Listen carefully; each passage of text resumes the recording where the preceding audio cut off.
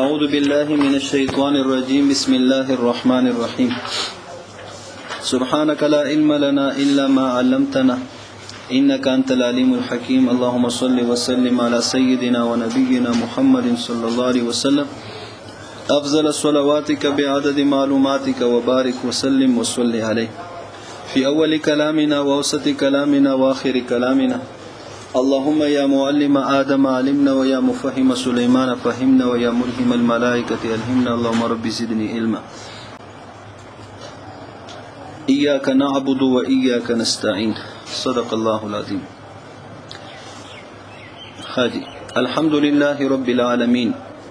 طول تعریفنا ثابت دی الله تعالی لپاره، خاص دی الله تعالی لپاره. رب العالمین چې مالک مربی د مخلوقات دی. الرحمن الله تعالی مهربان دی په مهربانی عام سره په دنیا کې کافر اور مسلمان باندې. الرحیم الله تعالی مهربان دی په مهربانی خاص سره په آخرت کې صرف مسلمان د پاره. هغه رحمت هغه مهربانی په ادخال د جنت سره دی اور په مغفرت سره دی. اور الرحمن الرحیم یو معنا شیخ سرفراز خان صفدر رحمت الله علیه د عبدالعزیز محدث دہلوی رحمت الله علیه په حواله سره کړی دی. څه بن مانگے دینے والا. الرحمن معنا بن مانگے دینے والا اور الرحیم معنا مانگ کر دینے والا. الرحمن بن مانگے دینے والا یعنی مونږ ته الله تعالی دغه وجود را کړی، سترګې را کړی، وګونی را کړی، اندرنګي مانگ کر دینے والا. الرحیم لکه مونږ الله تعالی تخپل حاجات مخکې کوو، یا الله دغه حاجتم پورا کا دا وکا دا وکا. مالک یوم الدین الله تعالی مالک دی، الله تعالی اختیارمند دی. یوم الدین د ورځې د جزا، الدین جزا یعنی روز جزا کا مالک ہے. اور اندرنګي یا الدین څه په معنا د اسلام واخلي. ان الدین عند الله الاسلام. نو الله تعالی مالک دی د ورځې د اسلام، یعنی هغه ورځ د اسلام دی. ځکه چې اسلام ته به سرخرویی ملويږي اور اسلام ولو ته به سرخرویی ملويږي، کامیابی مو ملويږي. دغه غټ غټ مالداری، دغه بوش شو، دغه ټرمپ شو، دغه نور ابو جهل دو ډالې وغیرہ وغیرہ د ټول به ناکام وي. اور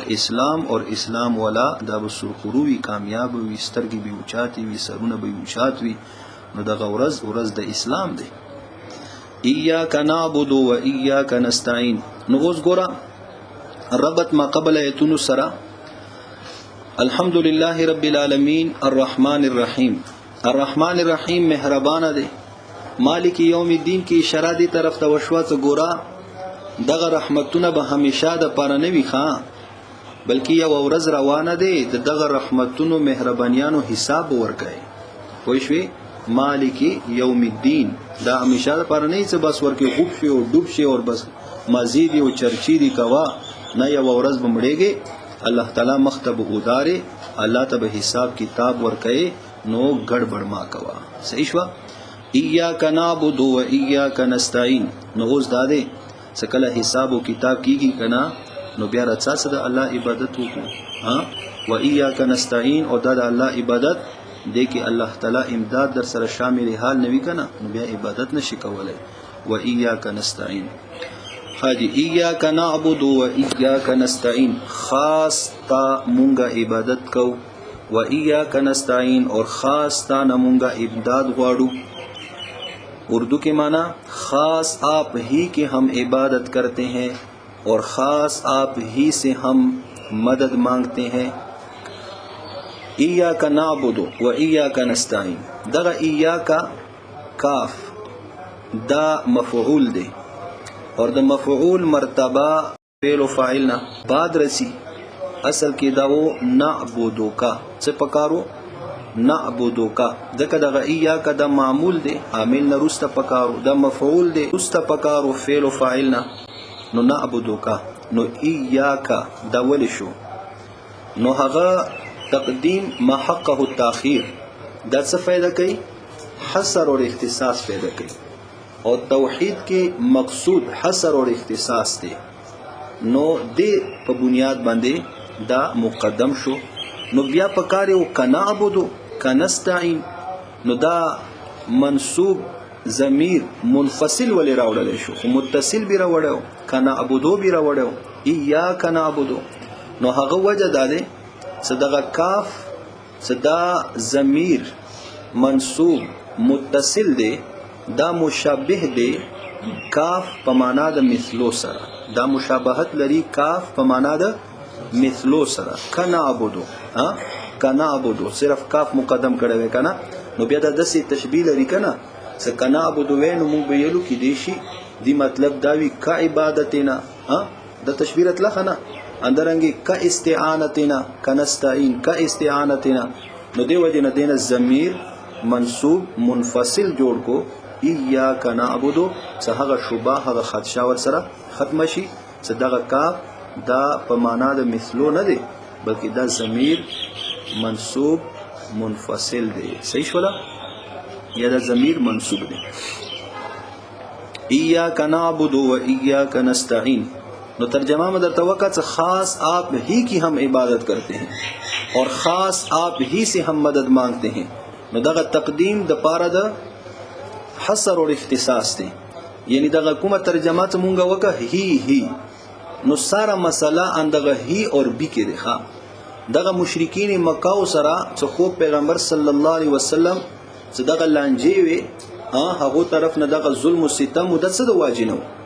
دی وجنه نو چې پیغمبر علیه الصلاۃ والسلام د الله عبادت کول بلکې دی وجنه چې صرف د الله عبادت پی کول صحیح شو صرف د الله عبادت به کول د هغه بوتانو عبادت به نه کول کني دغه کفار خو ورته ورغلی وکنه ورته یلو څه د سی وو کو چې ته زمونږه عبادت کوه خدایانو مونږ ته خدای عبادت کو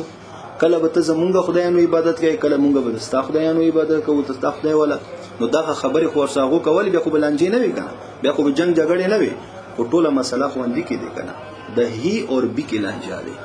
اوس کله دا تقدیم نه وی شوی کنه نو بیا به څنګه معناوا نعبدو کا آپ کی عبادت کرتے ہیں آپ کی عبادت کرتے ہیں اوس نور کو خنه کو نو هغه استثناء به نه وی شوی هغه نفی به نه ورغلی صحیح شو اور اندرنګي څه کله بیا تقدیم راولو ایاک نعبدو خاص آپ ہی کی ہم عبادت کرتے ہیں یعنی اور کسی کی نہیں کرتے لکه اوس ګوره مثلا دغه خوبی ول مولوی صاحب دی کنه د سره واستلاړ ول ماشو او د ته مزیدار سالن رو بستلو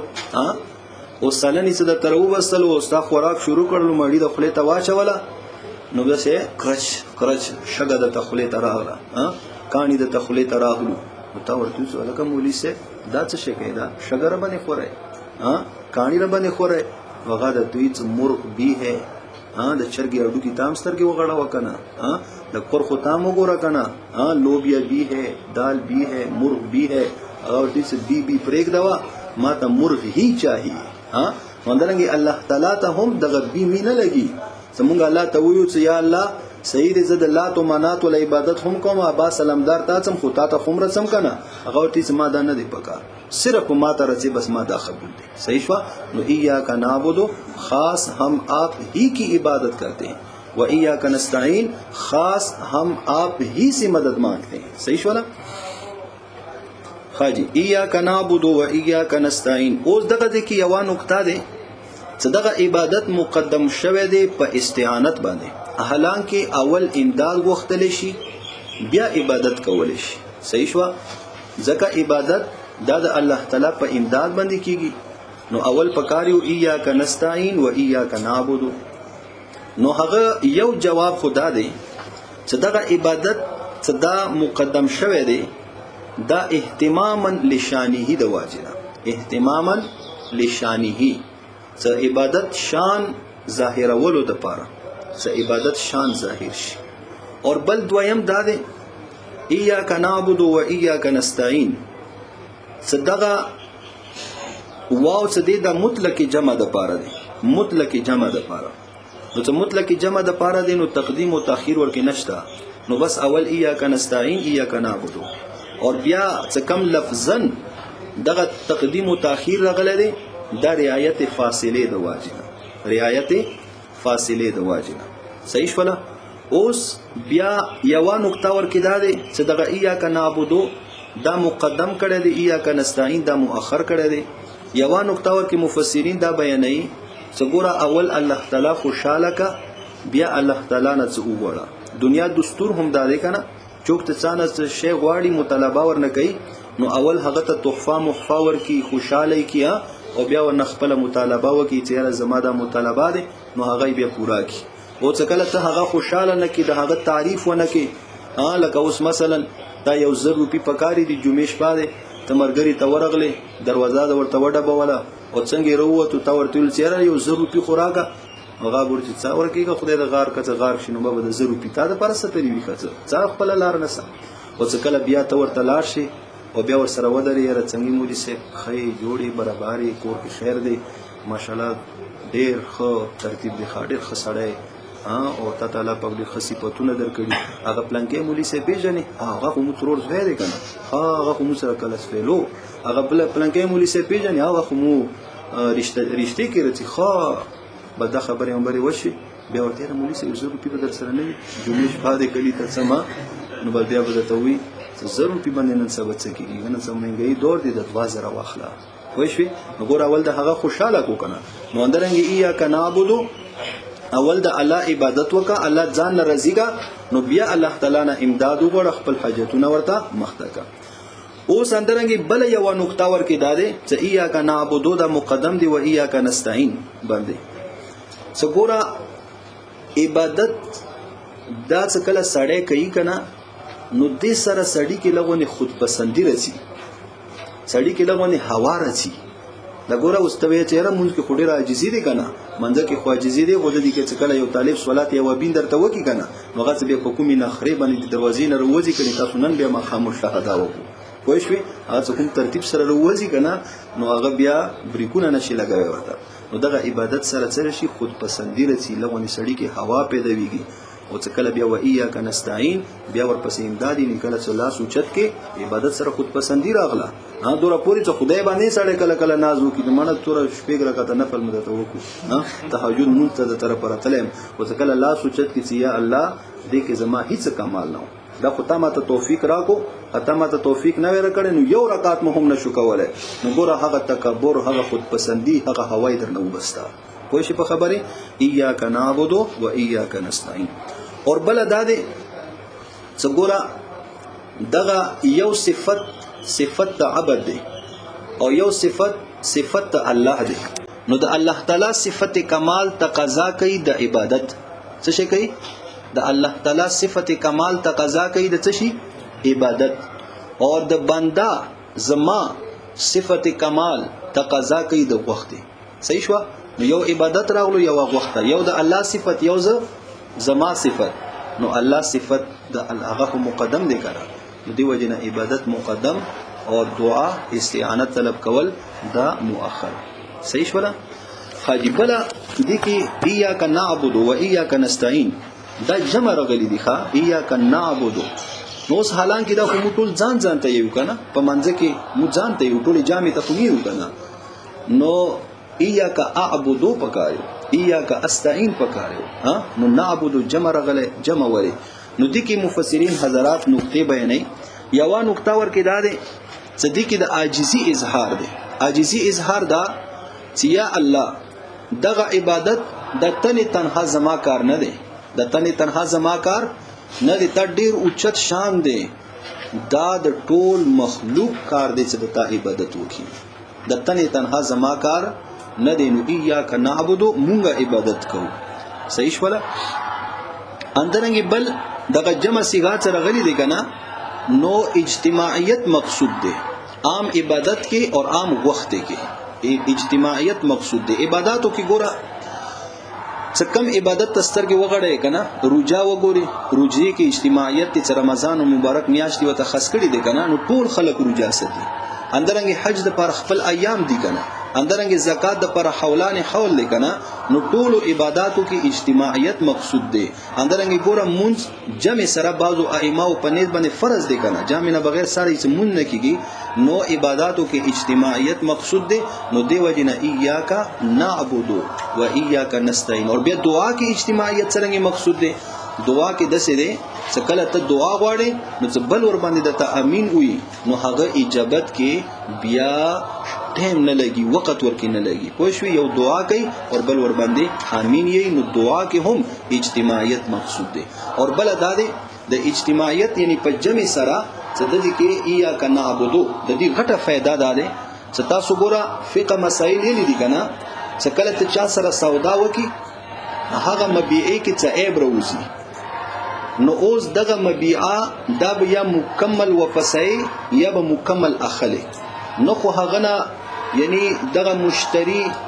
بائع نه پیسې کمول شي ها او نه دغه مشتری وته خراب شی ورکه واپسول شي لکه ته بازار ته لاړې کنه ټماټر د واخستو او یو سیر ټماټر د واخستو هغه کې درې ټماټر خراب دي نو اوس دغه درې ټماټر څخه خراب دي ته لاړلې ریډي ولا ته دویلو چیرې دغه درې ټماټر ماته واپس کا ها دې په ځای باندې ماته نور ټماټر راکا وغه برته چی چالکا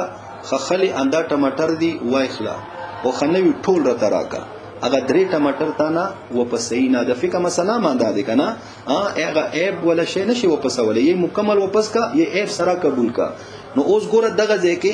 چې کله په جامع سره عبادت الله تعالی ته لاړ شي کنه د سلو کسانو مونږ دي نو اوس دغه سلو کسانو کې مثلا د 500 کسانو مونږ د سیدی ته علیه قبلې هغه لا تقبل دي او د 500 کسانو مونږ هغه مونږ نه دي د سینې د علیه قبول کی خو اوس ګوره فائدې ده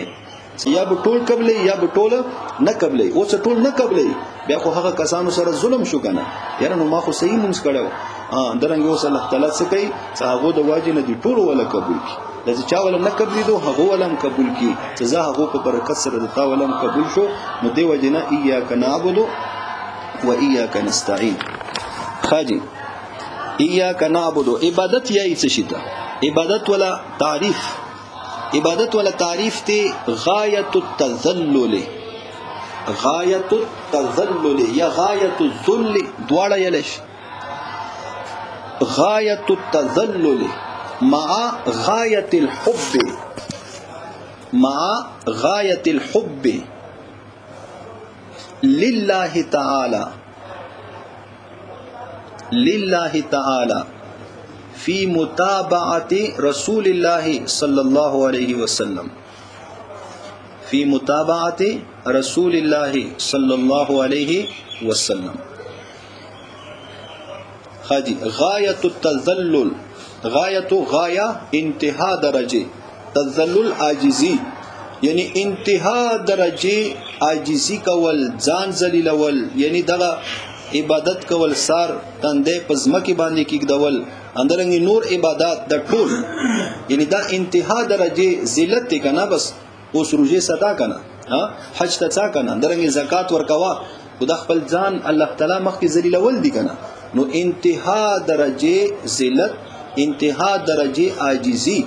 خو مع غایت الحب دا ټول کېدونه ور سره ملفوظ دي ښا مع غایت الحب خو سره د انتها درجه محبت چې دغه ذلت برداشت کوي دغه عاجزی ته کوي کنه خدا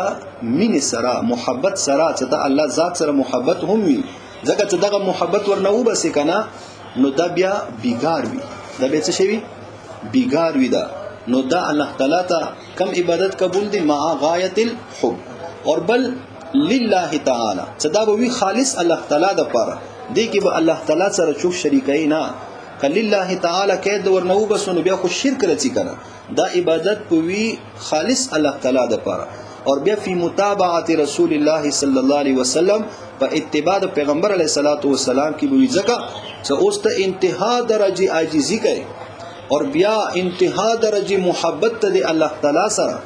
اور خالص کوي هم الله تعالی د پاره او چې کله د پیغمبر علیه الصلاۃ والسلام اتباع در کې نشتا نو دي ته بیا بدعت یې دي ته یې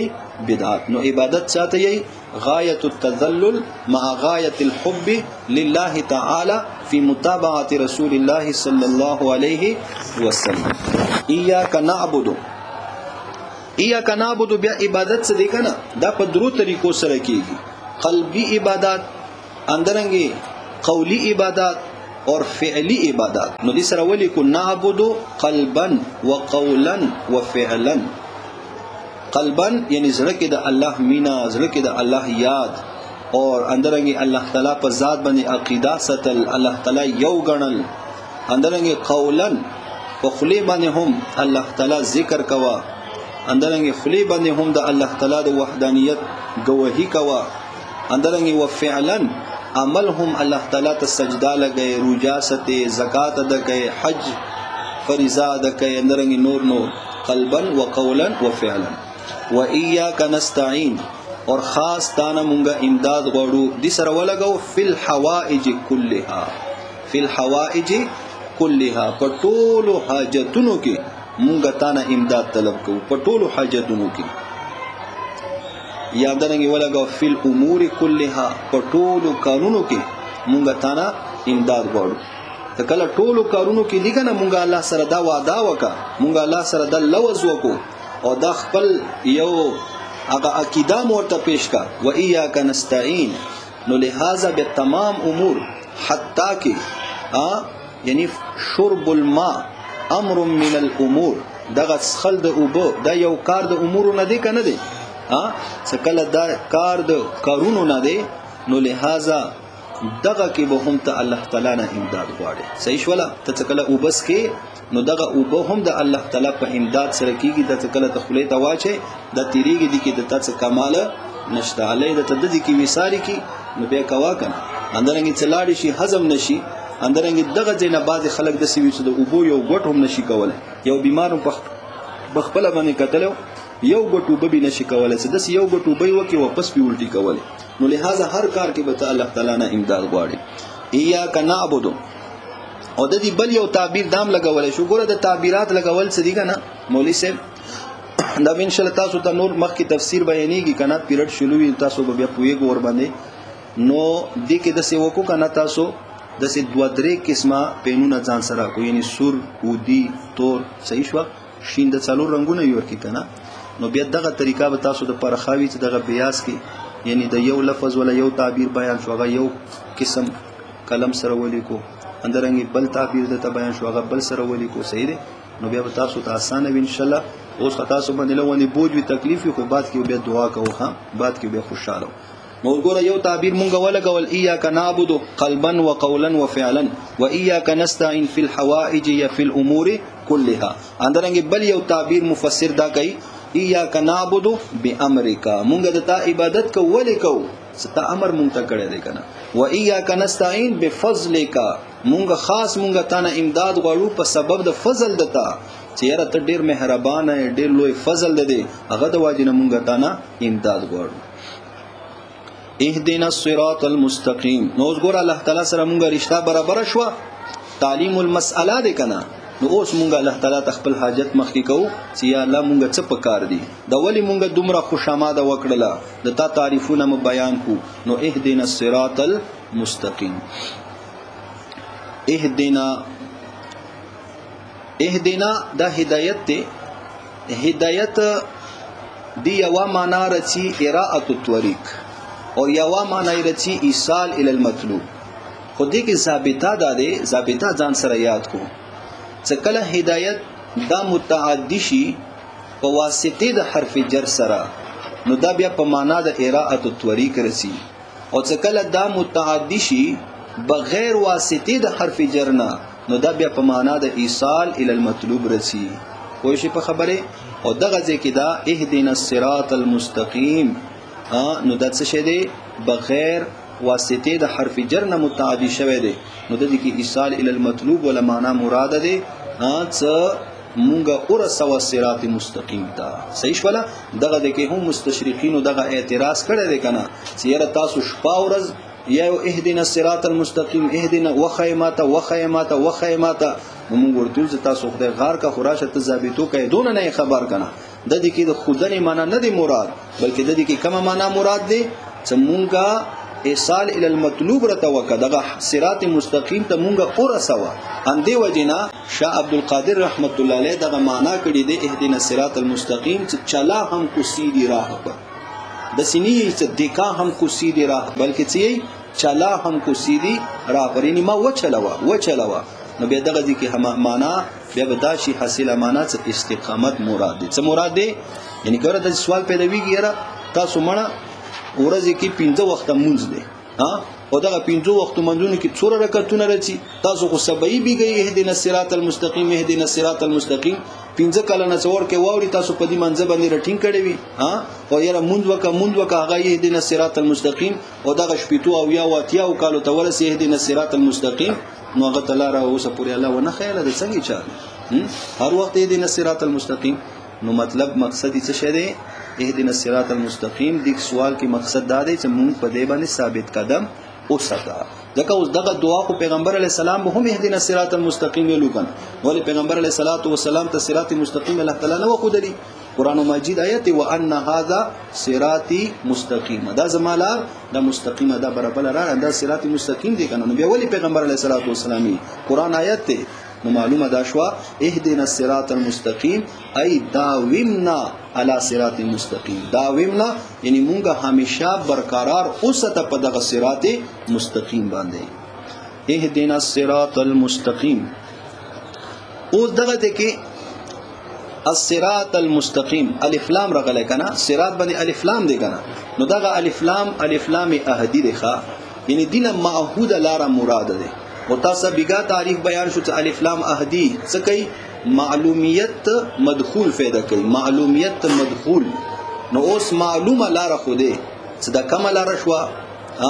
نو اوس یو خدا صدینا مراد دغه ایاک نعبد و ایاک نستعين دغه حصر فی العبادت وکنا نو دغه حصر فی العبادت ولا لاره ونه مراد دی څه شی ولا حصر فی العبادت ولا لاره ونه مراد دی چې یا الله دغه حصر فی العبادت کې مونږ کم لوز تاسو سره وکړلو چې خاص مونږ د تا عبادت کو په دغه لارې باندې مونږ محکم وساته او دی ولا تایید مونږ سره څه شي دی چې دغه صراط مستقیم نه ان دغه لاره د حصر فی العبادت ولا مراد دی سوره یاسین آیت دی کنه وان اعبدونی هذا صراط مستقیم وان اعبدونی تاسو زما عبادت کو دا صراط مستقیم دی نو مونږ دغه مراد دی اورندرنګ یا د الف لام اهدی دی دینه معهود لاره مراد دی اور معهود لاره کومه لاره دی پیغمبر علیه الصلاۃ والسلام نے صحابه کرام ته پوښتنه کو چې صراط مستقیم کومه لاره دی پیغمبر علیه السلام ورته ارشاد فرمایل چې هو ما انا علیه واصحابی دغه صراط مستقیم هغه لاره دی چې کومه لاره باندې زیم اور کم لارې باندې زما صحابه دي نو پیغمبر علیه الصلاۃ والسلام وللار او د صحابه کرام وللار نو د څه شه دي د صراط مستقیم دي نو بیا به معنا د شی اهدنا الصراط المستقیم معنا به څنګه کوي نو بیا به معنا د سی وکي چې وفقنا العمل حسب ما فعله الرسول وصحابته وفقنا اهدنا وفقنا مونږ ته توفیق راکا الصراط المستقیم څه شه العمل حسب ما فعله الرسول صلی الله علیه وسلم وصحابته یعنی عمل ولا توفیق راکا صدقه عمل په هغه طریقې باندې څه کمی طریقې باندې پیغمبر علیه الصلاۃ والسلام کړه دي اور صحابه کرام کړه دي خو شي په خبره اهدنا الصراط المستقیم صراط الذين انعمت عليهم صراط الذين دا بدل دی ښا الصراط المستقیم او دې سره ولیکو چې ذکر په طریقې د بدلیت دا چې الله تعالی ذکر کو صراط الذین بدل په طریقې الله تعالی ذکر کو نو ولیکو ذکر په طریقې د بدلیت دا افاده د ایضاح کوي دا افاده د ایضاح کوي یعنی دې سره ایضاح مقصود دی چې الله تعالی یعنی وضاحت وکي چې دا صراط مستقیم کومه لار دی او دا وضاحت ولی کوي ولی مقصود دی بیا ورسره ولیکو لأن كل واحد يدعي ان صراطه صراط المستقیم ځکه هر یو کس دا دعوا کوي کنه چې زما لار صراط مستقیم دی شیعاګان ځانته یې زمونږ لار صراط مستقیم دی بریلیان ځانته یې زمونږ لار صراط مستقیم دی او راشه دغه سیکان نه دي سیکان هغه یې زمونږ په صراط مستقیم باندې روان دي هندوان هم یې زمونږ په صراط مستقیم باندې روان دي نو دغه د کې په طریقې د بدلیت الله تعالی ذکر کو چې صراط مستقیم یعنی لار د هغه خلکو چې هغه منعم علیهم دي کویګو په خبرې مونږ سي صراط الذين انعمت عليهم لار د هغه خلکو چې تا هغه باندې انعام کړی دي انعمت عليهم چې تا هغه باندې انعام کړی دي دغه منعم علیهم سوقتی نو تفسیر القرآن بالقرآن منفصلا وسرولیکو من النبیین والصدیقین والشهداء والصالحین صدا انبیاء دي، صدیقین دي، شهدا دي اور صالحین دي. اوس دغه منعم علیهم صدا محصور کړي دي الله تعالی په څلور قسمه خلقو کې. څنګه انبیاء دي، صدیقین دي، شهدا دي، صالحین دي. او تاسو دغه دیو جن قرآن مجید کې مرته یې کنه چې علوم ضرورت دي. نو اوس ګوره علوم تاسو حصر زده کړی دی چې یو د حصر عقلی او یو د حصر استقرائی. حصر عقلی اور حصر استقرائی. حصر عقلی چاته یی عقل مجوز د قسم آخر نوی، عقل مجوز د قسم آخر نوی. مطلب دا دی حصر عقلی کې څه کم حصر دغه حاصر کړی دی کنه نو هغه د بل یعنی جائز نه غني چې بل چوک دي کې شامل شي. خوشوي. اور حصر استقرائی دی ته یی چې عقل مجوز وي د قسم آخر ولا، یعنی عقل دا یی چې ما خو دغه څلور پنځه کسان نو کې دغه شی محصور کړی دی، خدا دې خطا ته ورکی بل ملاو شو کنه ورکی ملاوی که خیر دی. صحیح شو. یعنی ما خو دغه مثلا څلور کسان دا خاص شو کنه خطا ته بل چوک ملاو شو هغه کې دا خبره موجوده و نو هغه ورکی شامله کدی باندې زتا کافر کومه نه بالکل موجود ورکی شامله ولا شي محصوره ولا شي. نو دا حصر استقرائی دی. او دغه دې کې دغه حصر عقلی دی. صحیح شو. او دغه حصر چا کړي الله تعالی کړي. اور حصر عقلی څه دی کنه دا تقاضا د علم محیط کوي. ګوره دا خو مجوز د قسم آخر نه وی کنه، یعنی بل چوک جایز نه غني چې کم حصر ما کړي بس دا حصر دی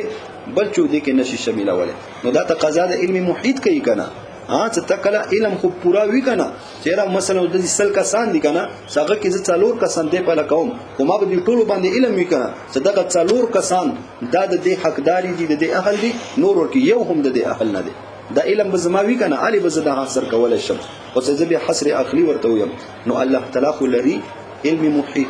الله تعالی علم په منعم علیهم باندې محیط دی. څکله د حصر عقلی دی اور حاصل الله تعالی دی. الله تعالی علم محیط هم لري. نو لہذا دغه څلور وړو نه علاوه بل منعم علیهم څوک نشته. دغه څلور وړه دین علاوه بل څوک منعم علیهم نشته. صراط الذين انعمت عليهم. هذه بس بيقول